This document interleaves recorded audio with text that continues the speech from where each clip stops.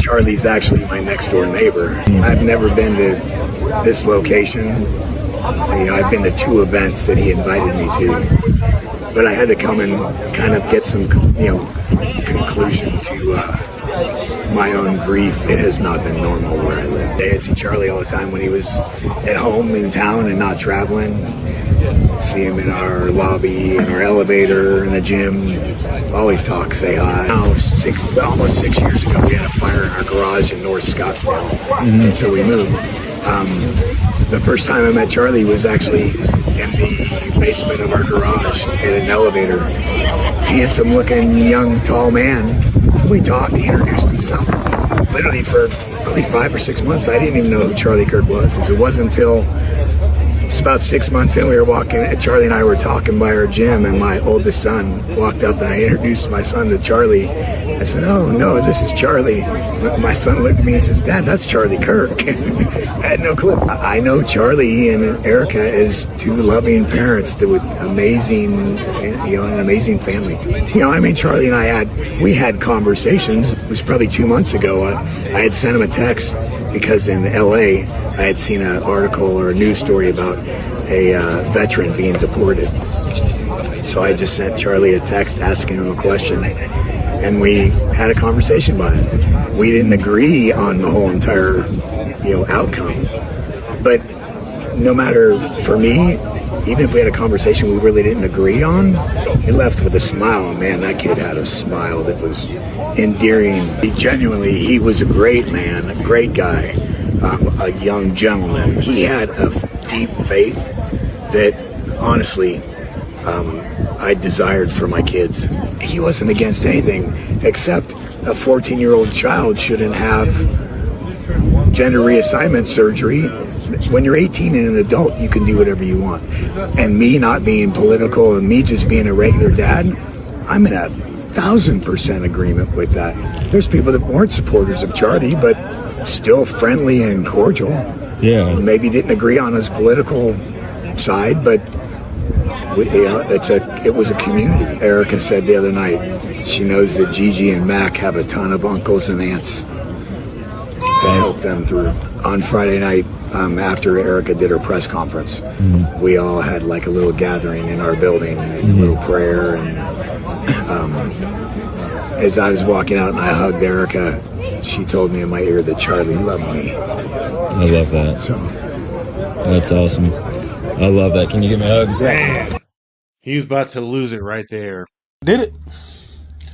For the past 3 days, man, I've been sitting around just listening to this guy, Charlie Kirk's message, because every single place that I hear, especially from black people, is that this man was a racist. And I'm putting this on everything, man. You guys need to be ashamed of yourself. To listen to the lies that this man is somehow pushing some racist rhetoric. I heard him say some of the most uplifting things about black people. I listened to countless interviews of friends of his that were black that spoke so highly of this man. And they talked about his cause as though it was the coming of Jesus. And the more I'm watching this, the more I tend to agree with it. This man's message was pure. It was not a message of hate. It was a message of unity, a message of you are not a slave anymore. Anything that God put you here on this earth to do, you can do it. He sent so many young black kids to the White House to get the political experience. Man, I think I just barely scratched the surface as to what this guy's purpose was. But I'll say it, man. I said, I think we lost a good one. And the fact that he will go down in history as a racist by half of this country, man, I think that it's a shame. I really think it's a shame. I pray for us, and I hope that we heal, man, because the people who push this, and the fact that they know that you won't go and check, and they can just say that anybody's racist, and they know that you are not gonna go and check. They got you, man. They got us all, actually. This country could be so much better, man. So much better. But power and greed, I'm telling you, it's something else. Y'all take it easy today, man.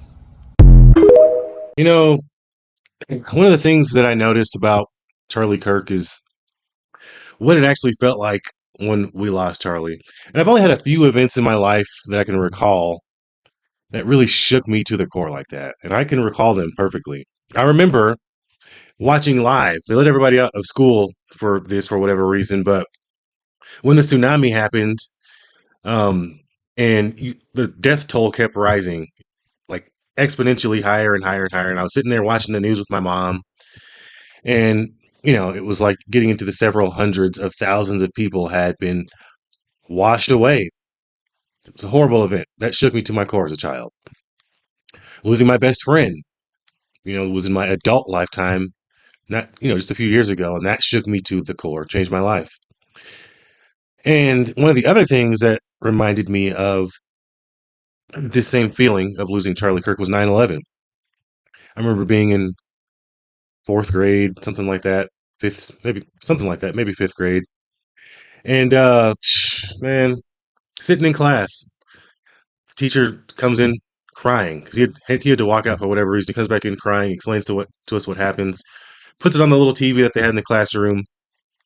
It was crazy. Then my mom comes to pick me up from school. They let everybody out of school.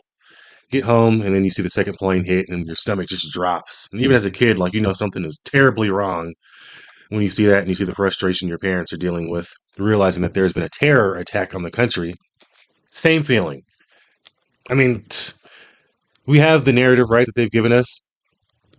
A lot of people say that that's not what really is happening. I don't know. I'm not going to speculate. I'll leave that up to the experts, or people that are really good at doing that kind of research. But from the outside looking in, whether we find out it was who they say it was, did it, or if it was somebody else, it's not going to bring him back. The feeling's still going to be the same. But it does feel like a terror attack. So either way, foreign or domestic, that's what it is. And it feels like someone tried to destroy America because really, Charlie Kirk was America. Charlie Kirk was America. He was the American dream. I mean, he built a $centimillion business. And I mean, let's be real here. Turning Point was probably worth at least $100 million when he was 31. How many people do you know that can start something that big, an honest, true company by 31? I mean, that's crazy. There's only a few people that ever do that. And then you think about it's not like this was a tech company. He didn't start Facebook or Meta or, you know, one of the alphabet companies, nothing like that. He started Turning Point and went around changing lives. And it's like, man, never experienced anything like that probably in my lifetime ever again. There's still light at the end of the tunnel. A lot of people are coming over to the conservative side. A lot of people are waking up to the nonsense and the agendas that are being pushed by the left. So come on over. The water's nice and warm over here. You guys drop a comment. Let me know your thoughts down below. You're watching Unexplained Outlook. I'll catch you in the next video. Peace.